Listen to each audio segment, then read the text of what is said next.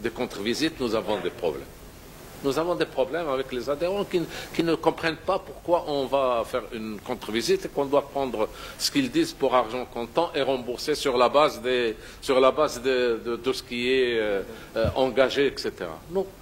Nous avons une nomenclature, nous la respectons. Notre nomenclature, je l'ai précisé tout à l'heure, elle est la meilleure dans le marché, aussi bien chez les mutualistes que chez les assurances privées. Nous sommes sur ce plan irréprochables.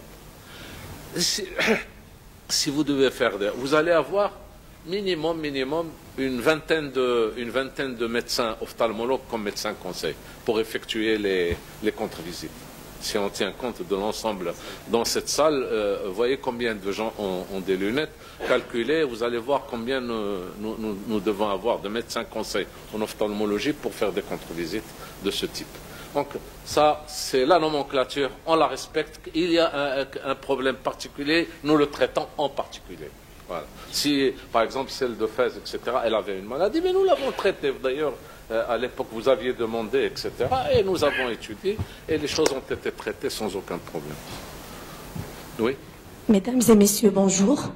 Ma question se repose sur est-ce qu'il y a une stratégie de développement du conseil d'administration sur le recrutement de plus d'adhérents et afin d'élargir le champ d'action de l'ACMIM.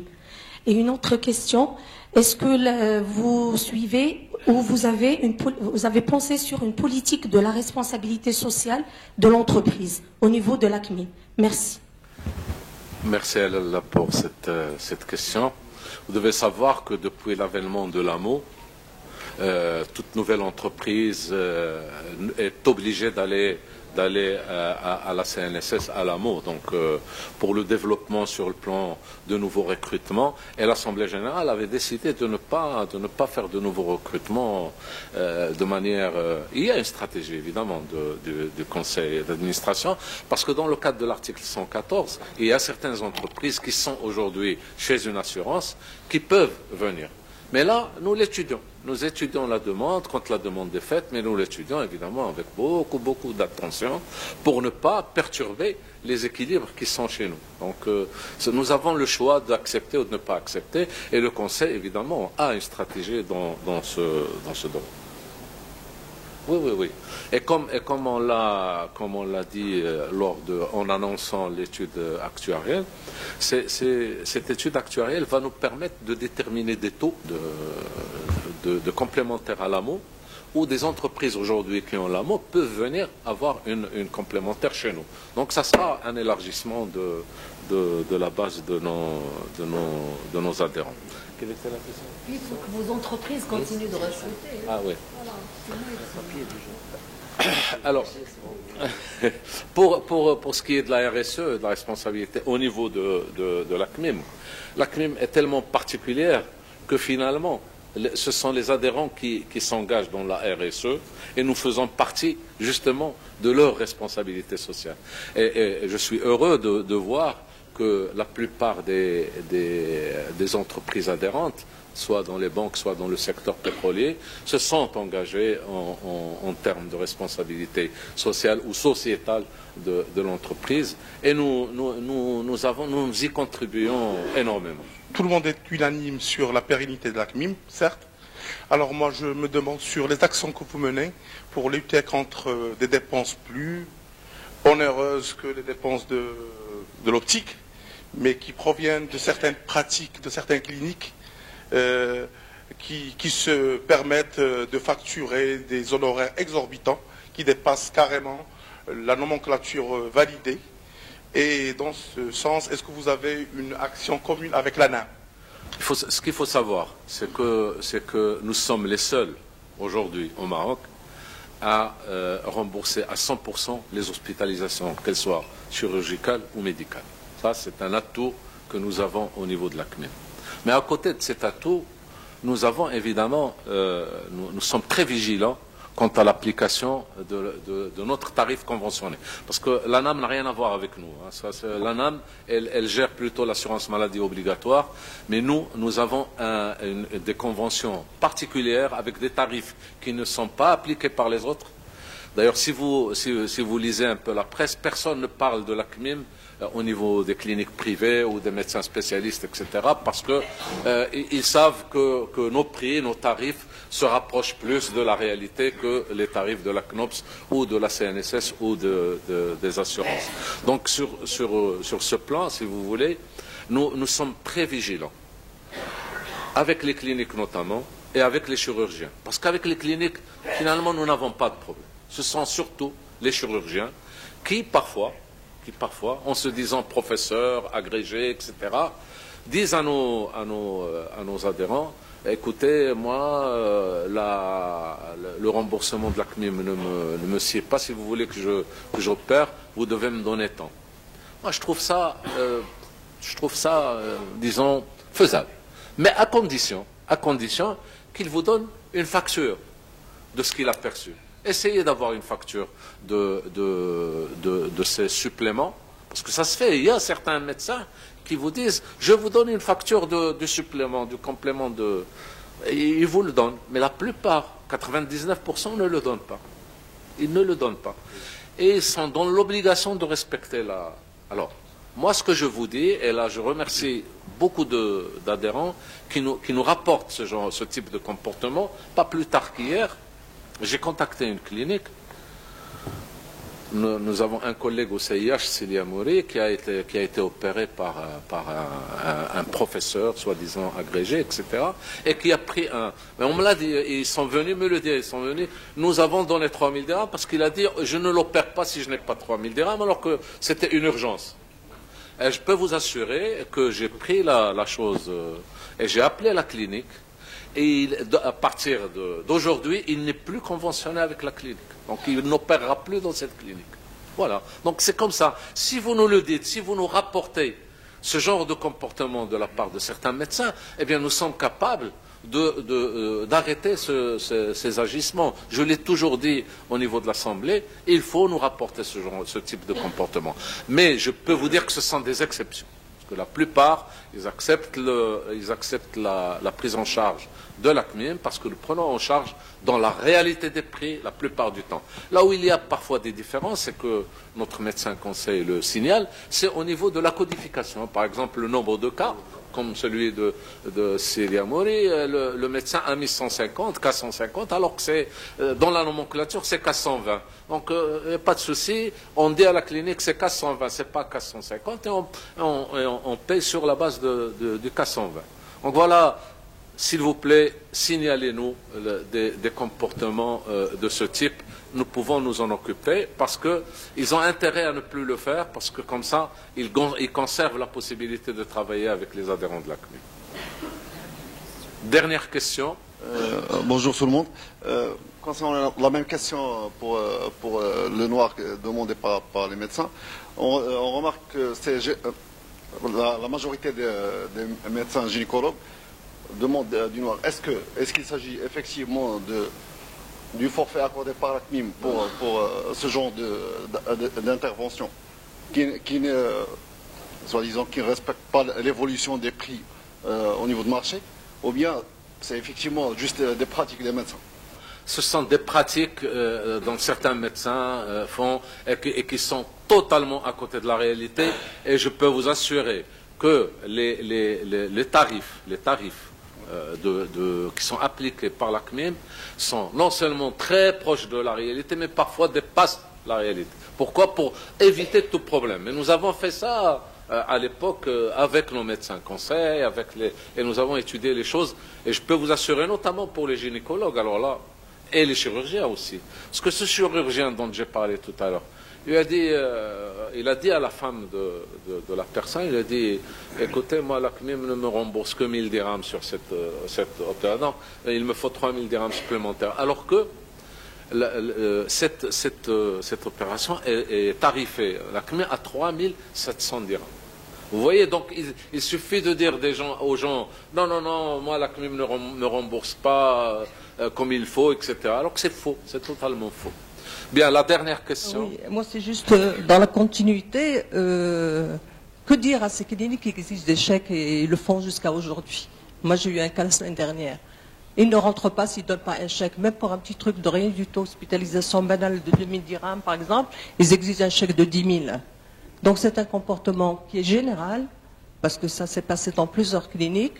Alors mis à part ce que vous venez de dire concernant ce qu'exige un chirurgien, et c'est du noir bien sûr, jamais dans notre facture. Que fait la CMIM pour ce genre de choses? Merci. Il faut qu'elle soit au courant. Est-ce qu'on doit... Mais bien sûr, vous devez nous le signaler parce que nous avons la possibilité de déconventionner la clinique, tout simplement. Nous avons aussi des relations avec l'ANCP, l'association des cliniques privées du Maroc, qui veille avec nous pour éviter ce genre de... Parce qu'on demande des chèques normalement à ceux qui ne sont pas pris en charge par une mutuelle et qui ne sont pas pris en charge totalement, comme nous le faisons, par la mutuelle ou par l'assurance. C'est avec cela, et on les comprend d'ailleurs, quand vous avez affaire à quelqu'un qui n'a aucune couverture, vous ne pouvez pas l'accepter, faire tout, etc., sans qu'il y ait une garantie de paiement. Mais nous, ce n'est pas le cas. Nous, c'est à 100%. Donc notre prise en charge, elle est à 100%. Et dans le cadre de la convention, avec des tarifs qu'ils ont acceptés au niveau de l'association. Et qui ne demandent d'ailleurs pas, l'ANCP ne demande pas la révision de... Vous savez que vous lisez dans la presse que l'ANCP mène un combat, mais vraiment très très fort, avec l'ANAM pour revoir les tarifs conventionnés de la CNSS et de la CNOM. Ce n'est pas notre cas. Ce n'est pas notre cas. Nous n'utilisons pas le tarif national de référence, comme le font les autres. Donc, si vous avez des cas comme ça, c'est très simple. C'est un article de la Convention pour déconventionner la clinique. Et je vous assure que si vous leur dites, vous allez être déconventionné quand vous me demandez un chèque, ils vont réfléchir. Très bien. Donc, merci de vos interventions. Nous espérons avoir répondu donc à toutes vos sollicitations. Et nous passons, comme il est prévu dans l'ordre du jour, au vote des résolutions.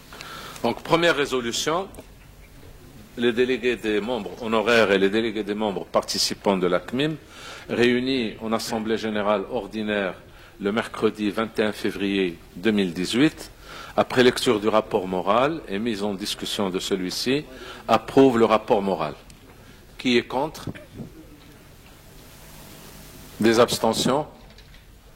Merci de voter cette première résolution à l'unanimité. Deuxième résolution.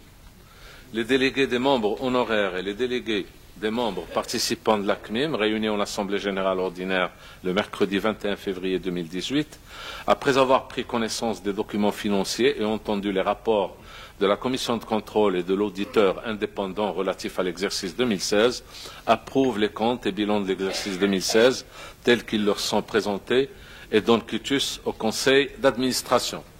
Qui est contre? Des abstentions? Merci de voter cette résolution à l'unanimité. Troisième résolution. Les délégués des membres honoraires et les délégués des membres participants de la CMIM, réunis en Assemblée générale ordinaire le mercredi 21 février 2018, décident d'affecter le résultat excédentaire de 2016, soit 107 601 519 dirhams, comme suit. 50% au fonds de réserve réglementaire, 50% au fonds de réserve statutaire. Qui est contre?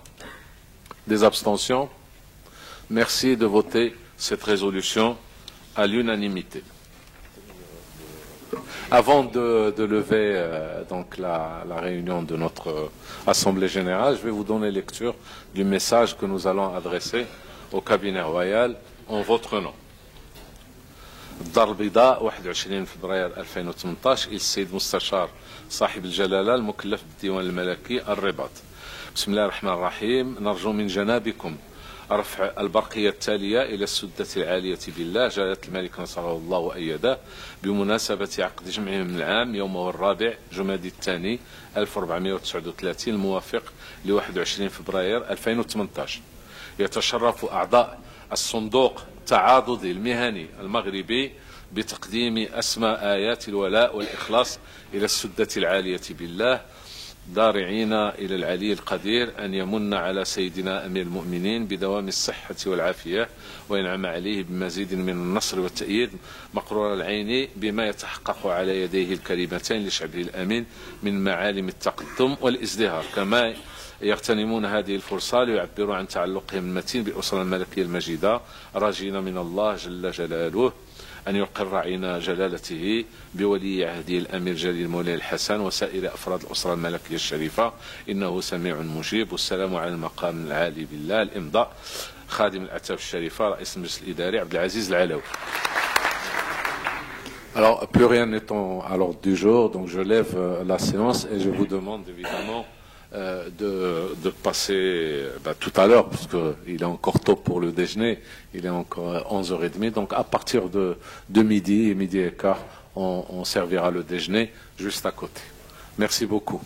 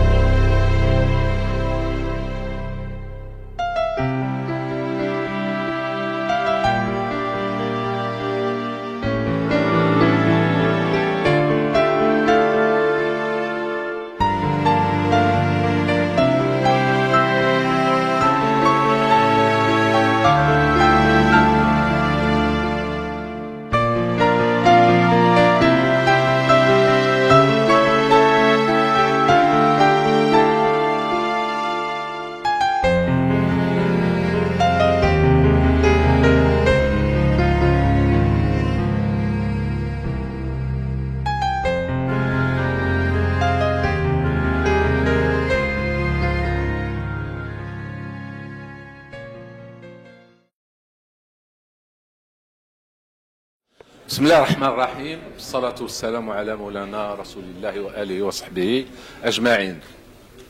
Merci d'être là. Je suis vraiment heureux de voir que la salle est pleine. C'est de bon augure pour nos travaux, Inch'Allah, des assemblées à venir. Donc, bienvenue à cette assemblée générale élective.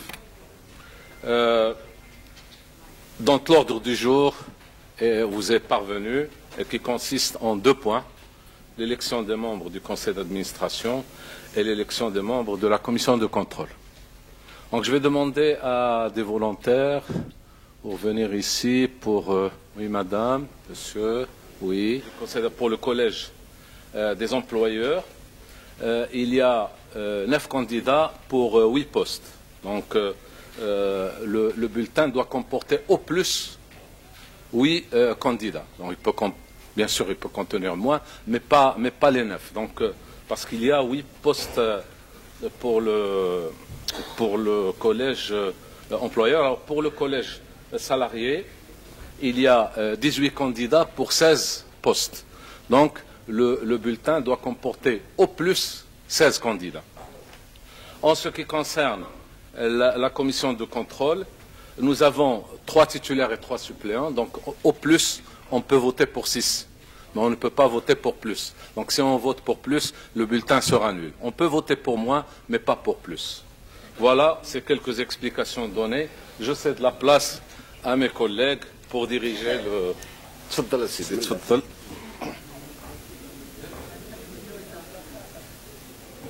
On va commencer avec Tijari Wafa Bank.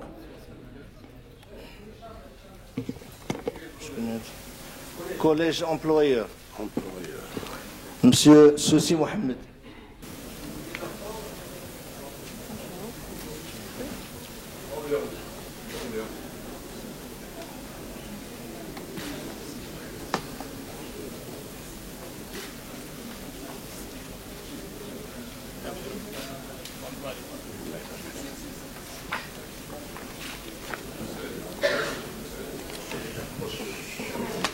محا وداني.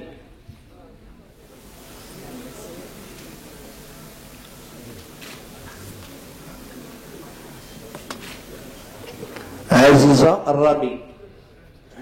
ماشي مشكل. أحمد مير.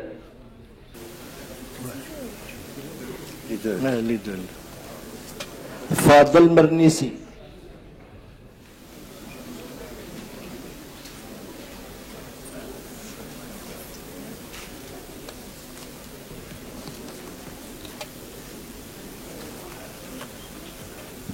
فوزية طاهري.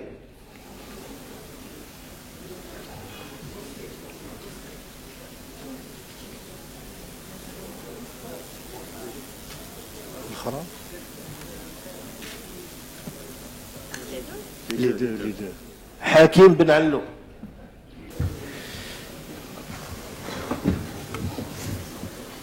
لي دو. حميد عادلي.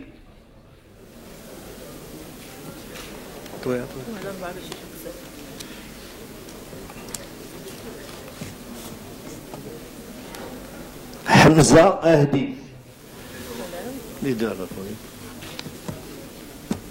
هشام منار. هشام مسفاني. خالد كيبان. ليلى أردوان. مروان حيدراوي.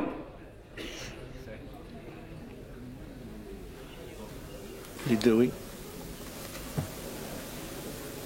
المهدي شهاب.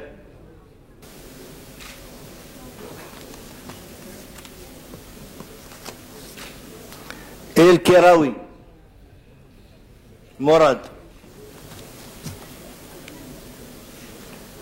مريم زلالي.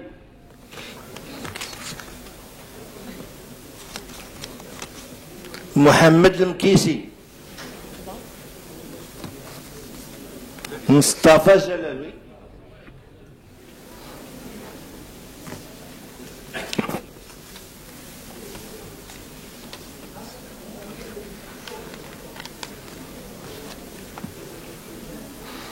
مصطفى جلال. رضوان فتاح. رضوان إصلاح.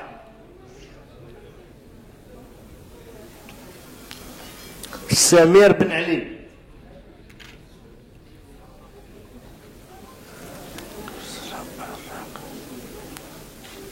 يسرى أراقي.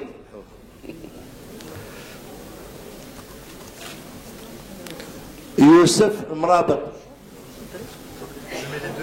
Les deux, oui. Les deux.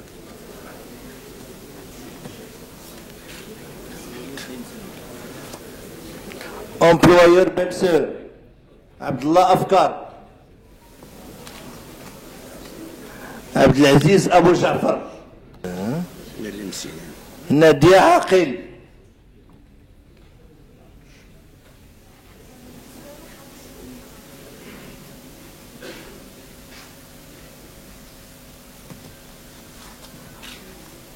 سفيان فلاح.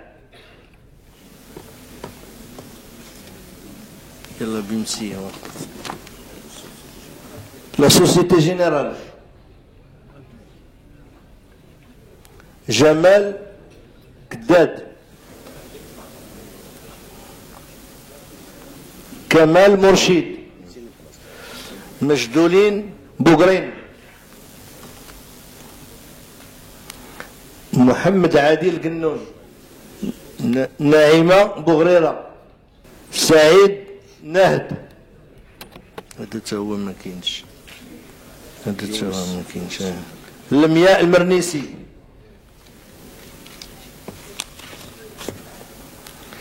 مامون حرير. نوال جمالي. طيب فريد ما كاينش. يوسف عيد الحاج. كريدي دي ماروك. هذه لا سوسيتي.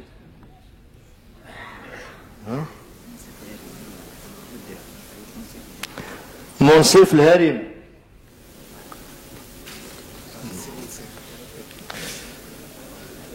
تقي شمس الدين.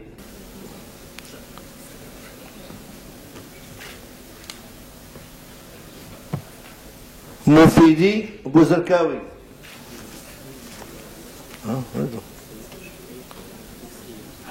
سياش حياة ملال. عبد الغني سلوك. محمد طالبي. محمد تمراوي. مراد حسني. سعيد حبيحيب. ياسمين ساحة. يوسف المراني.